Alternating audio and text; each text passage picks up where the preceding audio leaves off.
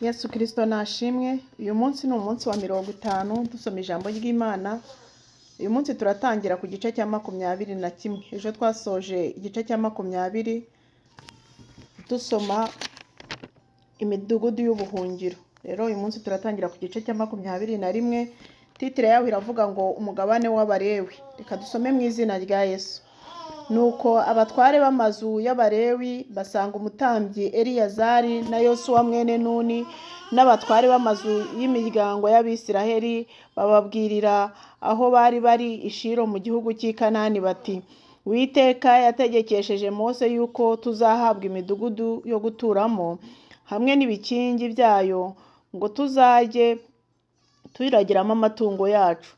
Nuko Abisiraheli baha Abalewi iyi midugudu hamwe n'ibikingi byayo hagati muri gakondo yabo nk'uko Uwiteka yategetse.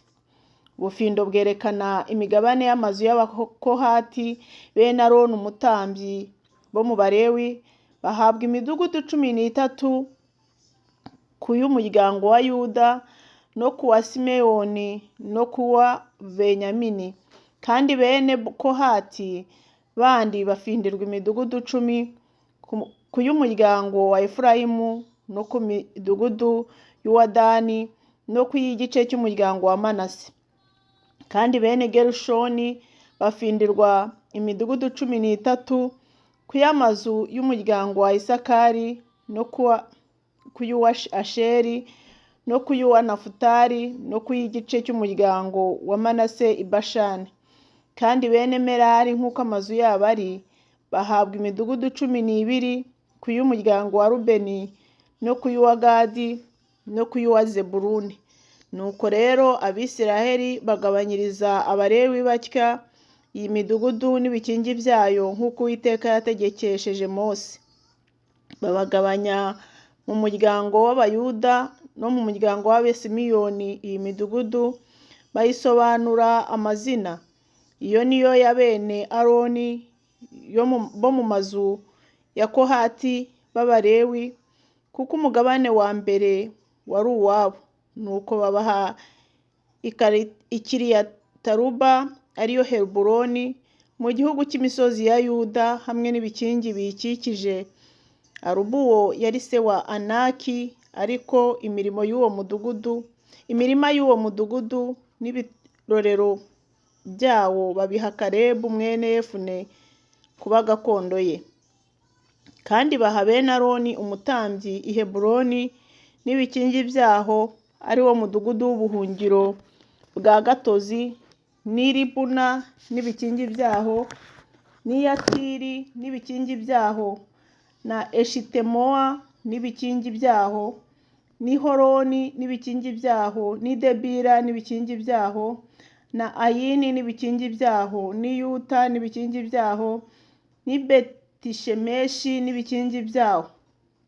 Yose ni imidugudu 9 yo muri iyo miryango 2. Kandi mu muryango wa Benyamini babaha Igibeyoni n'ibikingi byaho, n'i Geba n'ibikingi byaho, na Anatoti n'ibikingi byaho, na Arumoni n'ibikingi byaho. Yose ni imidugudu 4. Imidugudu yose ya bene Aroni b'abatambyi yari 13 n'ibikingi byayo. Kandi ab'amazu ya bene Kohati b'Abalewi, ari bo bene Kohati bandi, bo bahawe imidugudu y'umugabane wabo mu muryango wa Efurayimu. Babaha Ishekemu n'ibikingi byaho no mu gihugu cy'imisozi ya Efurayimu, ari wo mudugudu w'ubuhungiro bwa gatozi, n'i Gezeri n'ibikingi byaho, n'i Kibuzayimu n'ibikingi byaho, n'i Betihoroni n'ibikingi byaho. Yose ni imidugudu 4.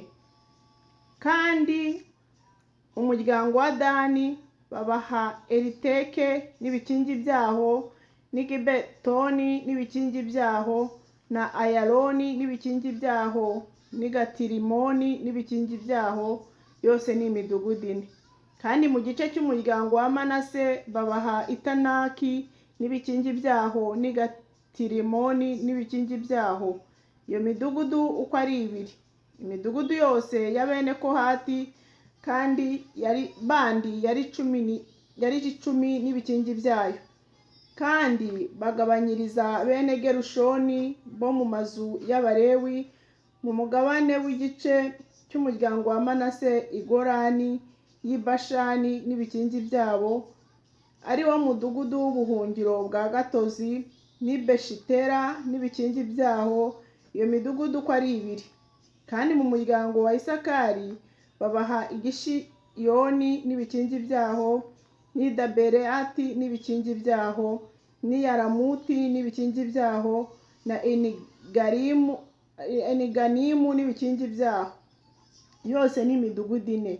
Kandi mu muryango wa Asheri babaha Imishari n'ibikingi byaho, na Abudoni n'ibikingi byaho, n'i Helikati n'ibikingi byaho, n'i Rehobu n'ibikingi byaho, yose ni imidugudu 4.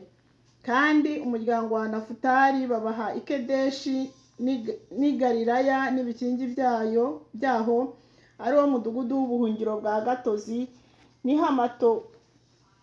Hamotidori n'ibikingi byaho, n'i Karitani n'ibikingi byaho, yose ni imidugudu 3. Imidugudu yose y'Abagerushoni nk'uko amazu yabo ari yari 13 n'ibikingi byayo. Kandi mu muryango wa Zebuluni niho bahaye ab'amazu ya bene Merari, ari bo Balewi bandi, Yokineyamu n'ibikingi byaho, n'i Karita n'ibikingi byaho, n'i Dimuna n'ibikingi byaho, n'i Naharari n'ibikingi byaho, yose ni imidugudu 4. Kandi mu muryango wa Rubeni babaha Ibeseri n'ibikingi byaho, n'i Yahasi n'ibikingi byaho, n'i Kedemoti n'ibikingi byaho, n'i Mefati n'ibikingi byaho, yose ni imidugudu 4. Kandi mu muryango wa Gadi babaha Iramoti y'i Galeyadi n'ibikingi byaho, ari wo mu mudugudu w'ubuhungiro bwa gatozi, n'i Mahanayimu n'ibikingi byaho, n'i Heshiboni n'ibikingi byaho, n'i Yazeri n'ibikingi byaho, yose ni imidugudu 4. Iyo yose niyo midugudu ya bene Merari nk'uko amazu yabo ari bo bayandi mazu y'Abalewi. Umugabane wabo wari imidugudu 12. Imidugudu yose y'Abalewi yo hagati muri gakondo y'Abisiraheli yari 48 n'ibikingi byayo, kandi imidugudu yose yari ikikijwe n'ibikingi byayo. Uko niko yari iri yose. Uko niko Uwiteka yahaye Abisiraheli igihugu cyose yasezeranije ba sekuruza babo, baragihindura baturayo. Uwiteka abaha ihumure impande zose nk'uko yasezeranije ba sekuruza babo. Nta muntu n'umwe wo mu babisha babo bose wabahagaraye imbere, ahubwo Uwiteka abagabiza ababisha babo bose. Nta jambo ryiza na rimwe mu y'Uwiteka yasezeranije ubwoko bw'Abisiraheli ryakutse, ahubwo byose byarasohoye. Imana ishimwe. Igice cya 22. Titire yaho iravuga ngo Yosuwa asezerera Abarubeni n'Abagadi n'ab'igice cy'umuryango wa Manase. Nyuma Yosuwa ahamagaza Abarubeni n'Abagadi n'ab'igice cy'umuryango wa Manase, arababwira ati: mwashohoje ibyo Mose umugaragu w'Uwiteka yabategetse byose, no mu byanjye n'abategetse byose nabyo mwaranyumviye. Kandi icyo gihe cyose kugeza ubu ntabwo mwahemukiye bene wanyu, n'amategeko y'Uwiteka Imana yanyu nayo mwarayitondeye. Uwiteka Imana yanyu yaruhuye bene wanyu nk'uko yabasezeranije. Noneho mwebwe nimujye mu mahema yanyu, muzasubire mu gihugu mwahawe, icyo Mose umugaragu w'Uwiteka yabahaye hakurya ya Yorodani. Icyakora mujye mugira umwete wo kwitondera amategeko n'ibyo Mose umugaragu w'Uwiteka yabategetse, ati: nimukunde Uwiteka Imana yanyu, mugende mu nzira ibayoboye zose, mwitondere amategeko, mwomatane nawe, mukoreshereze Uwiteka Imana yanyu imitima yanyu yose n'ubugingo bwanyu bwose. Maze Yosuwa abaha umugisha, arabasezerera, basubira mu mahema yabo. Nuko igice kimwe cy'umuryango wa Manase Mose yabahaye gakondo yabo i Bashani, ariko ikindi gice Yosuwa niwe wabahaye gakondo muri bene wabo hakuno ya Yorodani. iburengerazuba. Ariko Yosuwa akibasezerera ngo basubire mu mahema yabo, abaha umugisha nabo, maze arababwira ati nimusubire iwanyu mu mahema yanyu mujyane ubutunzi bwinshi.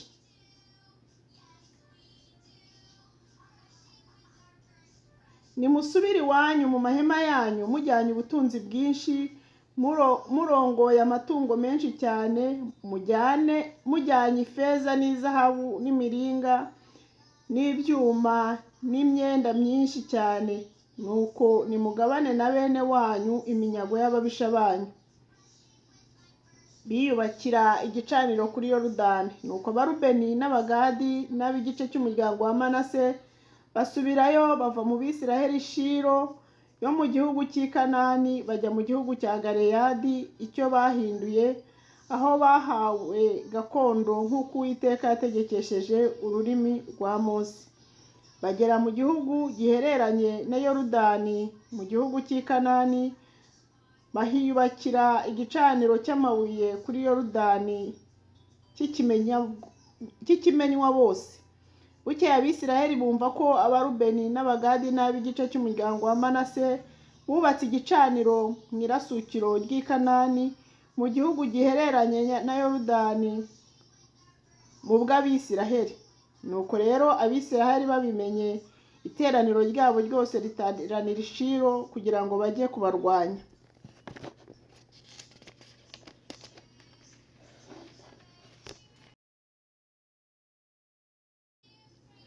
Abisiraheli baherako batuma Finehasi mwene Eleyazari umutambyi ku Barubeni n'Abagadi n'ab'igice cy'umuryango wa Manase mu gihugu cy'i Galeyadi, bamutumana n'abatware 10. Umuryango wose w'Abisiraheli utoranywamo umutware umwe w'inzu ya ba sekuruza.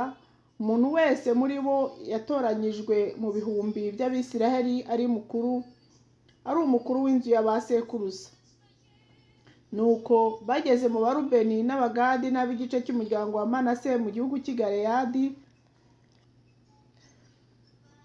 barababwira bati iteraniro ryose ry'Uwiteka ryatutumye ngo iki gicumuro mwacumuye ku Mana y'Abisiraheli mwagicumuriye iki? Ko muretse kuyoborwa n'Uwiteka mukiyubakira igicaniro mukamugomera. Mbese igicumuro cya Pewori kiratworoheye, icyo tutarakiranuka nacyo na bugingo n'ubu? Nubwo mugiga yateye mu iteraniro ry'Uwiteka byatuma muteshuka mukareka kuyoborwa n'Uwiteka? Kandi uyu munsi nimugomera Uwiteka, ejo azarakarira iteraniro ryose ry'Abisiraheli. Niba igihugu cyanyu ari igihugu cyanduye, nimwambuke muze mu gihugu cy'ubuturo bw'Uwiteka, aho ihema ry'Uwiteka riri, muturane natwe, ariko mwe kugomera Uwiteka. Natwe mwe kutugomera ngo mwiyubakire igicaniro kidatunganiye Uwiteka Imana yanyu. Mbese wa mugabo Akani mwene Zera ntiyacumuye akenda ku byashinganywe, umujinya w'Uwiteka ugaherako ukamanukira mu iteraniro ry'Abisiraheli? Kandi ubwo uwo mugabo yacumuraga, si we warimbutse wenyine? Nuko Abarubeni n'Abagadi n'ab'igice cy'umuryango wa Manase barabasubiza, babwira abo batware b'ibihumbi by'Abisiraheli bati Uwiteka Imana nyamana, Uwiteka Imana nyamana niyo ibizi, kandi Abisiraheli nabo bazabimenya. Niba twarabikoreye ubugome cyangwa gucumura ku Uwiteka uyu munsi, ntimureke dukira. Niba twariyubakiye igicaniro kugira ngo teshuke tureke kuyoborwa n'Uwiteka, cyangwa kugira ngo dutambireho ibitambo byoswa cyangwa ibyishimwe yuko turi amahoro, cyangwa ngo duturireho amaturo y'amafu y'impeke, Uwiteka ubwe abiduhore.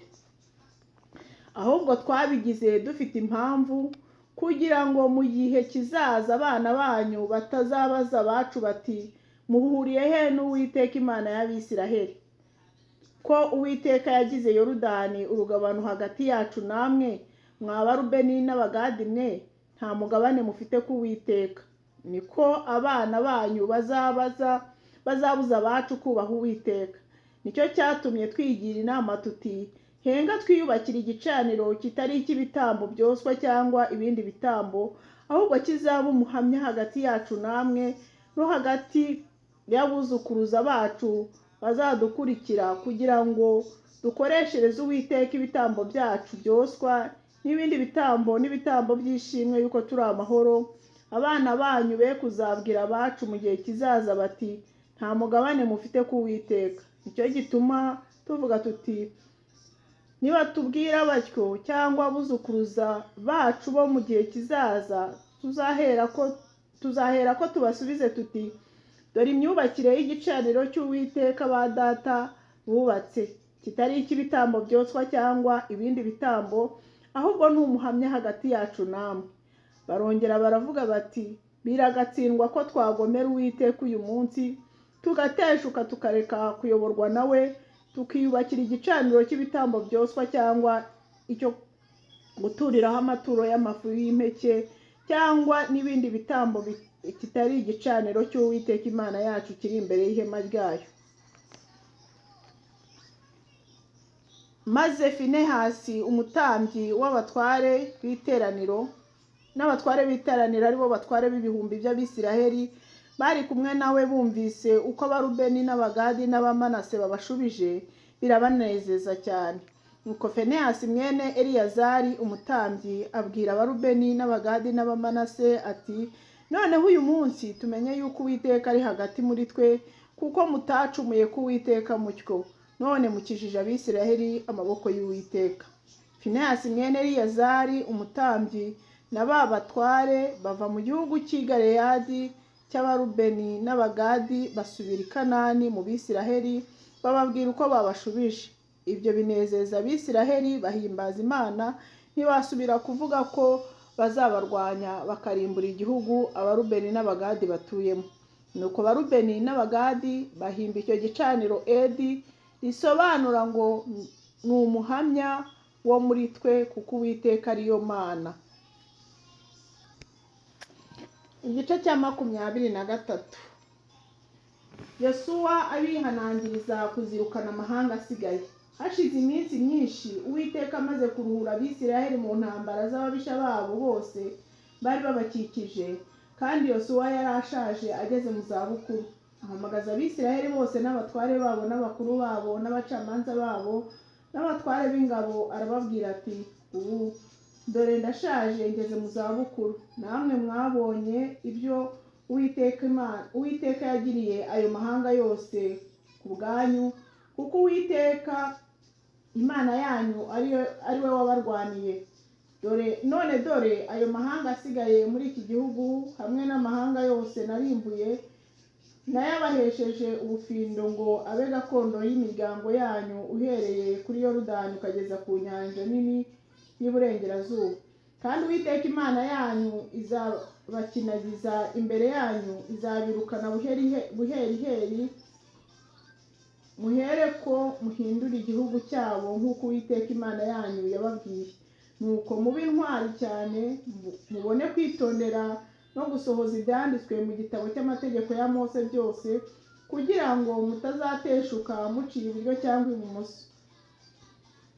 Ntimukifatanye n'ayo mahanga asigaye muri mwe, ntimukavuge amazina y'imana zabo, ntimukarahire imana zabo, ntimukazikorere, ntimukazipfukamire, ahubwo muzajye mwomatana n'Uwiteka Imana yanyu nk'uko mwakoze kugeza ubu.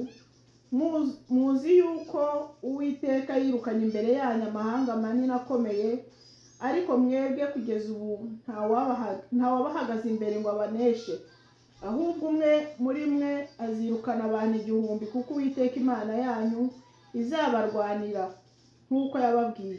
Nuko mugire umwete cyane wo gukunda Uwiteka Imana yanyu, ariko nimusubira inyuma ho gato mukifatanya n'ayo mahanga asigaye muri mwe, mugashyingirana mukifatanya nabo bakifatanya namwe, mumenye mudashidikanya yuko Uwiteka Imana yanyu itazongera kwirukana ayo mahanga buheriheri, ahubwo bazababera umutego nk'ikigoyi, bazabamerera nk'inkoni zitimbura mu mbavu n'amahwa ahanda mu maso. kugeza ubwo muzarimburwa mugashira muri iki gihugu cyiza Uwiteka Imana yanyu yabahaye.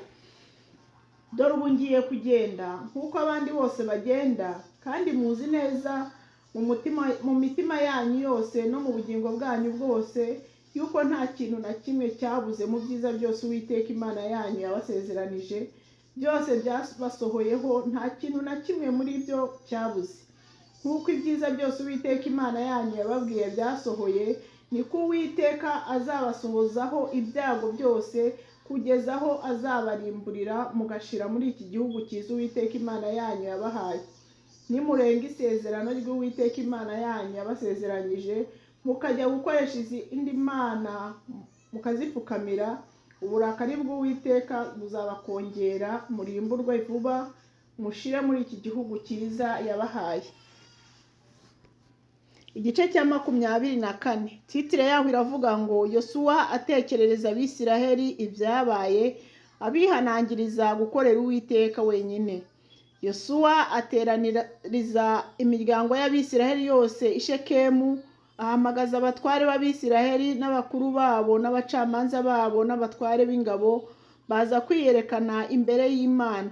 Maze Yosuwa abwira abantu bose ati, Uwiteka Imana ya Isiraheli ivuze iti, kera ba sokokuruza babaga hakurya ya rwa ruzi, ndetse Tera se wa Aburahamu se wa Nahori bakoreraga izindi mana. Bukeye njyana sogokuruza wanyu Aburahamu mukura hakurya y'uruzi, munyuza mu gihugu cyose cy'i Kanani, ngwiza urubyaro rwe muha Isaka. Maze Isaka muha Yakobo na Esawu muha umusozi wa Seyiri ngo atureyo, ariko Yakobo n'urubyaro rwe baramanuka bajya muri Egiputa. Bukeye ntuma Mose na Aroni ntera abanyegiputa ibyago nk'uko nabibageneye byose. Hanyuma y'ibyo mbakurayo, nkura ba sogokuruza muri Egiputa mbageza ku nyanja. Abanyegiputa bamwe mu magare, abandi bagendera ku mafarashi, bakurikira ba sogokuruza babageza ku nyanja itukura. Maze batakira Uwiteka, ashyira umwijima hagati yanyu n'Abanyegiputa. Uwiteka abateranyiriza amazi y'inyanja arabarengera, kandi amaso yanyu yabonye ibyo nakoze muri Egiputa, maze mumara iminsi myinshi mu butayu.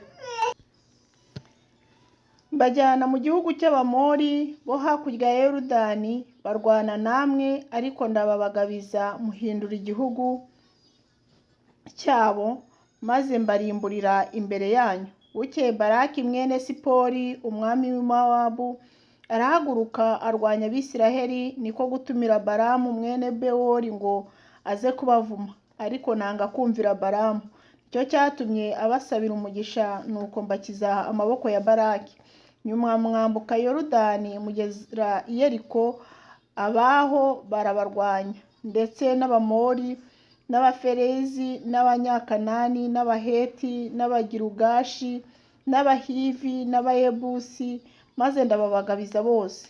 Kandi nohereza amavubi ababanziriza ngo yirukane abami bombi b'Abamori imbere yanyu. Kandi nohereza amavubi ababanziriza ngo yirukane abami bombi b'Abamori imbere yanyu, ntibirukanywe n'inkota zanyu cyangwa imiheto yanyu.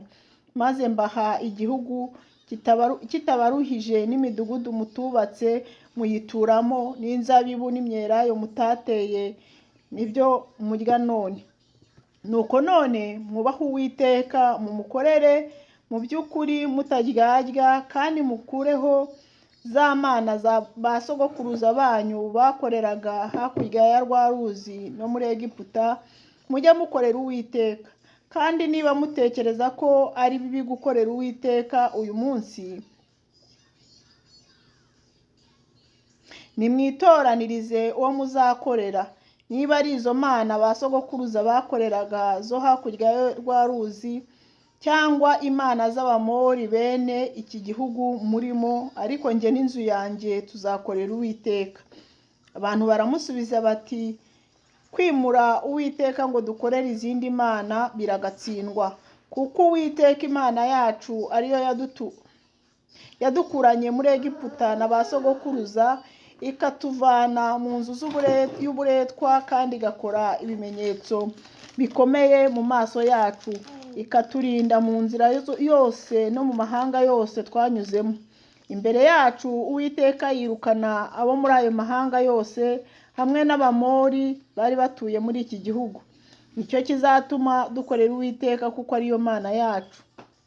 Yosuwa abwira abantu ati, ku bwanyu ntimubasha gukorera Uwiteka, kuko ari Imana yera ifuha, ntiyemere kubabarira ibicumuro byanyu n'ibyaha byanyu.